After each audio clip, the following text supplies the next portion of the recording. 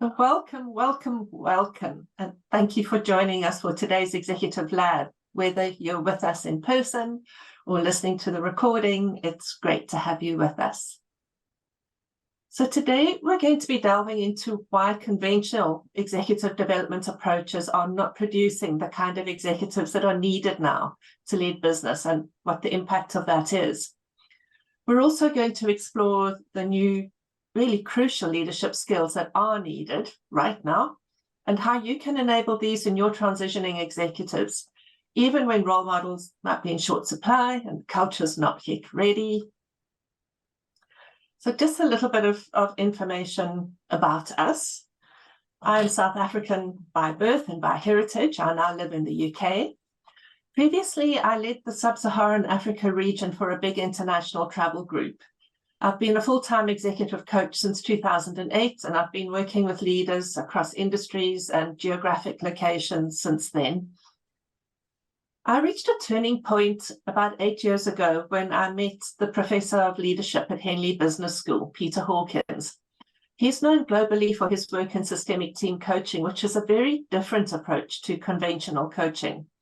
I was absolutely blown away, and so I embarked on getting to know as much as I could about systemic team coaching. I completed the training up to advanced level. I started working on global projects with Peter Hawkins and then continued on to become lead faculty for the systemic team coaching programs and the Global Team Coaching Institute. So I've got a Master's in Science and MSc in Coaching and Behavioral Change from Henley Business School. It's one of the top schools in the UK. I'm coaching credentialed through the EMCC Global at senior practitioner level, and I'm also a Chartered Fellow CIPD, the Chartered Institute of Professional Development, which is equivalent to the SHRM SCP accreditation in America. I write for leading HR and leadership publications, and I have a book underway. And Danny, over to you. I'm Danny Tuckwood. I'm from the UK originally, just returned having spent 14 years in South Africa. My background is in large and small corporate business, and ran my own business for about 10 years before embarking on the coaching journey. I also carry the same credentials as Barbara, and I've done the MSc as well. I'm on the global faculty for systemic team coaching worldwide, and I do a fair bit of training for both AOEC and Peter's company, Renewal Associates, in systemic team coaching, both at the diploma and certificate level. And I've trained around the world. I've done it remotely in China, in person in Singapore, as well as South Africa and in the UK. So that's me, and I'll speak to you a bit more later. Okay, so in the first part of this lab, we're going to be sharing with you the story of our research and the surprising results that we discovered. We're going to cover the critical skills that new executive leaders must master early on if they're to be successful in today's dynamic business environment. We'll look at the vital factors that mean the difference between success and failure, and what happens in current executive development approaches, and where and why have these gaps emerged. And then in the second part, we'll be workshopping together to discuss our collective experiences in developing senior managers for executive roles, what works, what doesn't work, and what's needed going forward. And then we'll take a brief look at how your organization might be affected. So are you in the red? Are you price neutral? Or receiving a substantial return on your investment in your leaders? So those parts won't be recorded. We are recording now, but the workshopping part we won't record. So a bit of the background, the story. I arrived in the UK in 2021. It was still a COVID world then. Boris Johnson was enmeshed in scandal, as he always seemed to be. And he was ousted, and the UK soon found itself having 3 prime ministers within just a couple of months. I was so disappointed. Being in a first world country, I was expecting a lot more, and it just didn't seem that different to South African politics, maybe a bit more subtle. But it got me thinking about the state of leadership, not only political leadership, but business leadership as well. And I thought about all the scandals there. There's Volkswagen, Credit Suisse, Ericsson, 3M, Disney, Uber. They just seemed to be one after the other. And it wasn't just new tech startups. It was the older, well-established companies as well. So being part of the leadership development industry for the past 15 years, I wondered what was going on. So I started digging a lot deeper. And what I found, data from Deloitte, shows a $60 billion global annual spend on leadership development. And this huge investment, the Corporate Leadership Council set out to discover what the benefit of all of it was. And this huge investment yields just a paltry 2% productivity improvement. So $60 billion for a 2% ROI? Seriously? So it really wasn't making sense. And off we went on an 8-month-long research project, and we spoke to CEOs and C-suite executives, over 50 of them from different industries, sectors, parts of the world. And that led us to expand our interviews to younger and newer executives as well. We ran quantitative surveys through LinkedIn. We triangulated with other research and reports from much larger consultancies. And bit by bit, we started to find patterns. And there's more.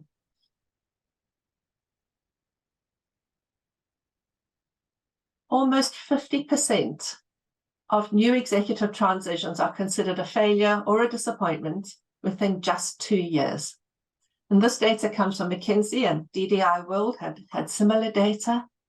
So many new executives are failing. Why, given the size of the leadership development industry? We discovered that 83% of them felt unprepared for their new roles, even though many of them had benefited from some form of preparation, exec ed programs with business schools or executive coaching, sometimes both, but they still felt unprepared. So here we started to find the first signs of a gap. And I'm going to read to you a quote from Personnel Today. It says, "One could argue that at the senior level or board level, it's down to the individual to make their own transition a success. After all, they are very senior, and they've put themselves forward as highly capable. In most cases, HR offer onboarding programs for those transitioning lower down the organization, but will tend not to become involved with more senior transitions. So it seems part of the problem is in the transition itself. That shift from manager to executive, it's a huge leap because it's not just about learning personal mastery on a whole new level or the behavioral attributes of an executive. It requires a whole different way of thinking. So there's a lot of unlearning and relearning to be done. They need to let go of habits that have made them successful before, and they're needing to develop whole new neural pathways actually in their brains. Just a remark from one of the new executives that I spoke to for my research. And he said, my MBA, the MBA that I sweated blood to get, it didn't prepare me for this. So new executives need support immediately before and during their transition to bridge that chasm and to help them then to transform like a caterpillar from managers into executives as quickly and smoothly as possible. So interestingly, some of the really successful executives that I've worked with recognized this for themselves and personally invested in their own development. And interestingly, all of them, every one of them so far has been a woman. So what's needed? We published our research, and here's the link if you'd like to read the full report.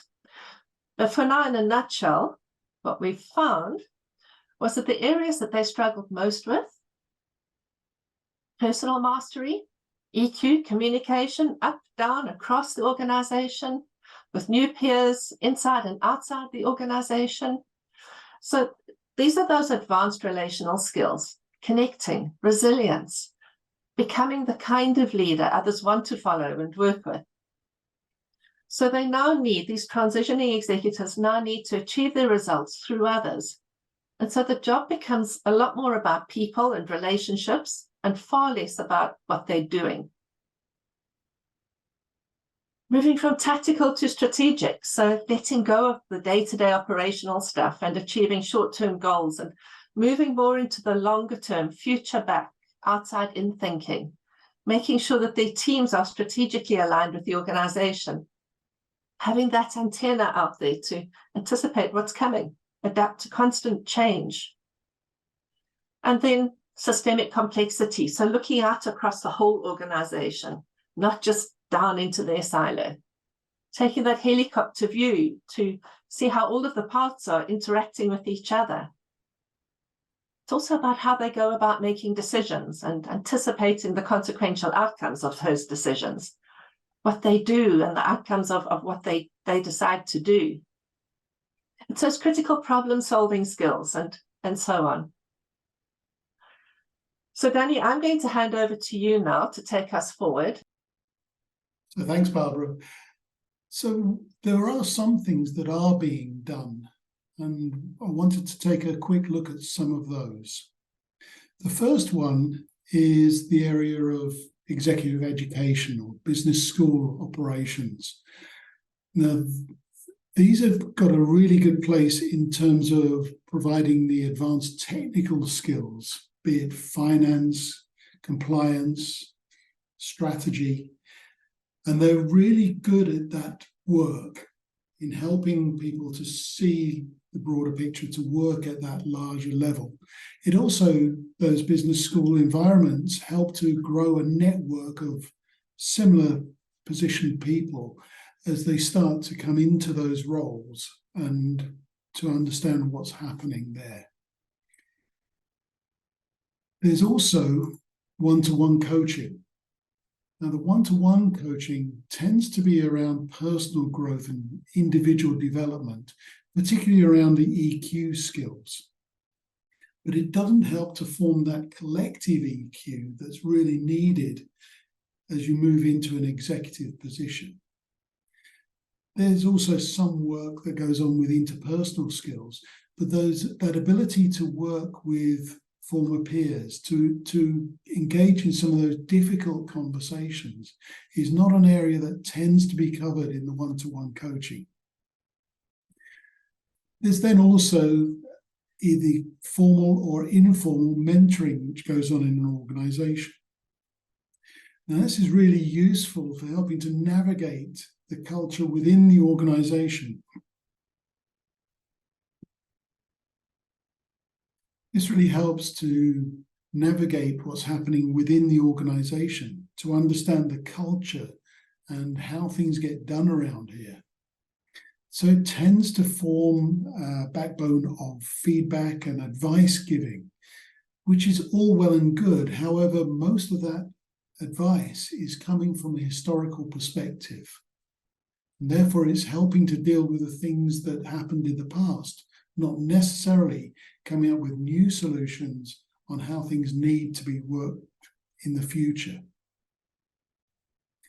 And the problem really is that none of these are integrated effectively. They tend to stand alone, and they're really the tried and trusted methods for most HR departments to think about when they're looking at how they develop those next executives. So what we really need is some kind of way of integrating and building on each of those building blocks to create something that's more, something that's different, something that isn't there at the moment. We know that's the case because for all the money that's being spent, a 2% increase in productivity makes it clear that we're not hitting the mark. So that call for new thinking, different approaches, has never really been louder.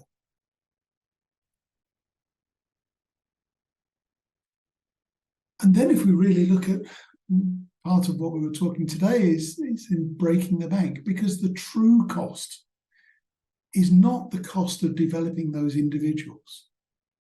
The true cost is the consequences of the gaps, of not making sure we have an integrated program that really addresses all the needs. So some examples of that will be the unhappy teams, the low morale, and that impact on productivity that comes as a result of those individuals managing down rather than managing up. And when I say that, remember, these are very successful people.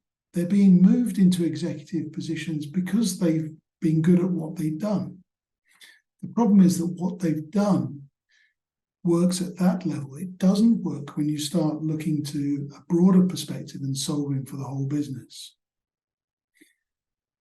We tend to find also there's conflict with peers, and between direct reports and within the teams that these executives are responsible for.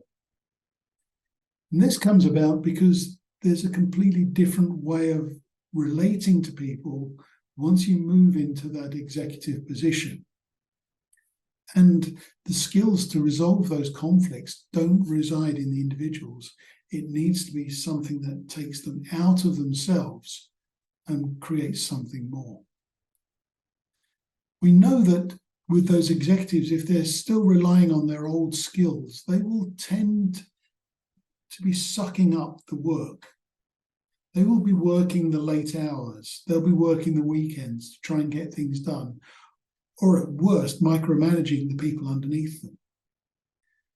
And you know that if that happens, then it's the good people, the skilled people that will be leaving, which leaves you with the cost of replacing them, plus the time to recruit and onboard new team members. So without that integrated approach, chances are the decision-making that these new executives are going to be making, the decisions are going to be relatively poor from an organizational perspective. They may work for their individual teams and be good for that team, but they're not going to work in that broader context. And to be fair, it's very difficult to adapt to this change. It's an unknown. Their job roles and descriptions tend to be a bit more vague because they're looking much broader. And so they stick to what they know, which is the doing, rather than getting their heads up and looking at the horizon as to what's coming along the way. So you may find the organization actually misses opportunities because these executives are not focused on the right things.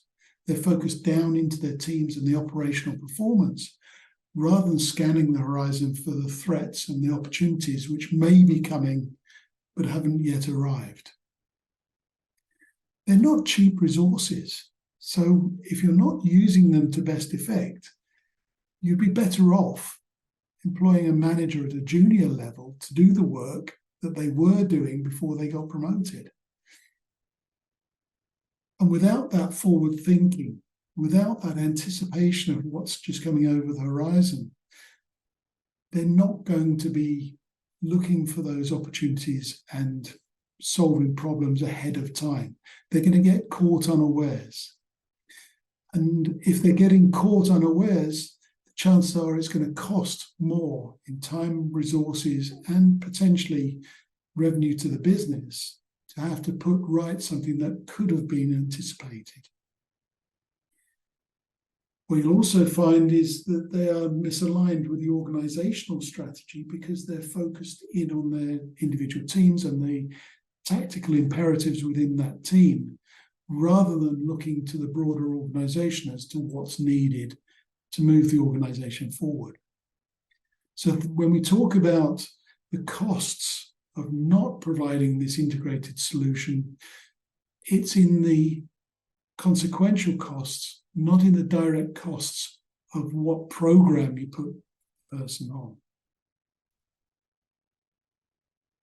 So what can be done? Well, there are some gaps. There are some ways that we can close those gaps. And it really is a case of not what you do, but how you deliver that support, and then provide the ongoing support to those executives as they transition into this new role and as they start working in that space. And Barbara, I'd invite you to come in now to say how we think there is a way to help with this process. So we've got the two programs, and I head Exec Confidential, so I'll be telling you about that. Danny heads Elevate, so I'll pass you back for that. Exec Confidential is our flagship program, and it's specifically for transitioning women, because women face the same challenges as men and a whole lot more besides. And because the world needs a whole lot more successful, value-creating female executives. So Exec Confidential is a one-stop support platform. It fills all of the gaps that are left by executive education programs and by individual executive coaching to give them the support structure that they need to survive and to thrive in their roles. So what's included in Exec Confidential? Well, the pillar, the flagstone, is Core Circle group coaching. They have their own small group, so not more than 8 people in a group, and they work with live challenges. They form trusted bonds with their Core Circle group, and those bonds tend to carry forward. I think what's important to state as well is that these group coaching sessions are not facilitated by your standard executive coaches, because that was one of the other gaps that we discovered, was that executive coaches themselves have often not been in the C-suite. They've not been an executive. They coach executives, but they haven't been there. And so they don't have a full appreciation of what it takes to be an executive. They typically don't themselves have the ability to stretch that thinking, that systemic thinking, that real broad helicopter approach to be able to connect the parts. And so our coaches are not executive coaches. They do have executive coaching qualifications, but they have all been senior executives themselves.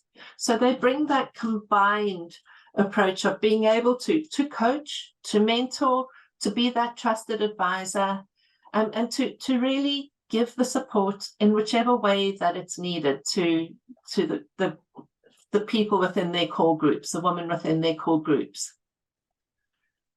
As well as that, we have mastermind workshops, focus groups, and roundtables. So these are where the members of Exec Confidential can get together with people from the wider membership group, not just their core circles. So it starts to help them build out a wider network as well. We've got masterminds and interviews with senior executives from different parts of different industries, different parts of the world, that they can actually engage with and interact with, and who will share their expertise and their knowledge with them. We have a very interactive learning management system. So inside of that, we have video-based micro-learning modules and all sorts of other resources, like we've got toolkits of models and frameworks that will help them to make sense of complex concepts, and things like communication, which is a really complex concept, and team leadership, and that kind of thing, where they can go in and choose what it is that they want at that point in time and just have that just-in-time learning. There's a full repository of articles and infographics and books and other resources there.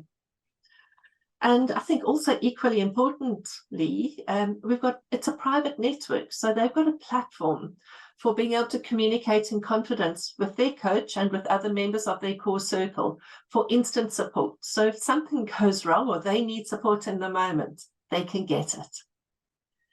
So that's Exec Confidential. And Dan, do you want to pick up with Elevate? Thank you. So Elevate is a similar program, but designed to be used within an organization. So typically a larger organization where you have a number of people making that transition into executive roles, where we can actually really pinpoint what it is for that organization that needs to shift and help them through that transition as a group within the organization, as opposed to one-to-one. So this is really where you've got 10 plus executives new executives within the organization, where we can come in and it will be customized as well as having the core elements of the Exec Confidential, we can also customize it to talk specifically to the organization. So both of these programs are new. We're not new to the world of it. We've been working in this world for a number of years now, which is why we came to find the gaps. But it's really the programs are new. It's something different. It's something that doesn't exist out there in any way, shape, or form that we've been able to find, other than having to create it from scratch internally within an organization. And the time and effort that goes into that could be spent better elsewhere. So I'm wondering, it might be worth just hearing about or hearing from one of the participants in our pilot Exec Confidential program as to what she experienced as we went through it.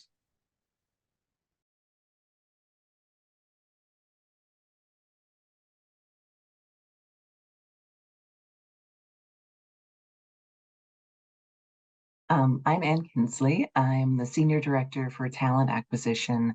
I work for a global development company that has headquartered in the US, but has offices around the world. And so lead a team of about 35 people that work globally to identify and recruit our talent for home office positions, for project roles across the company, for about 5,000 positions within our organization.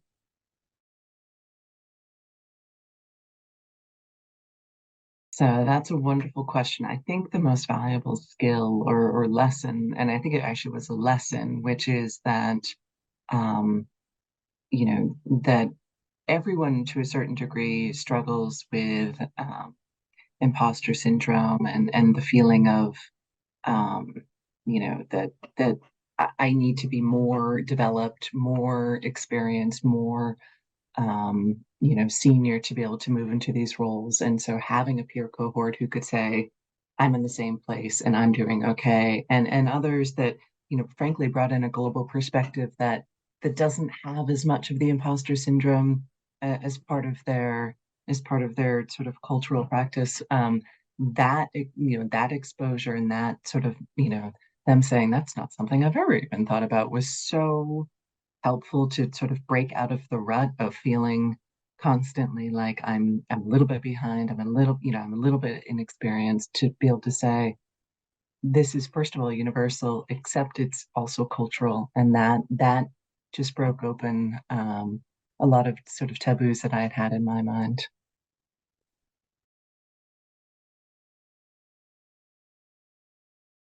I absolutely would. It was a wonderful experience, and I think one of the reasons why it was so impactful for me was I really appreciate the opportunity to have a peer learning network that was wonderful, and an unexpected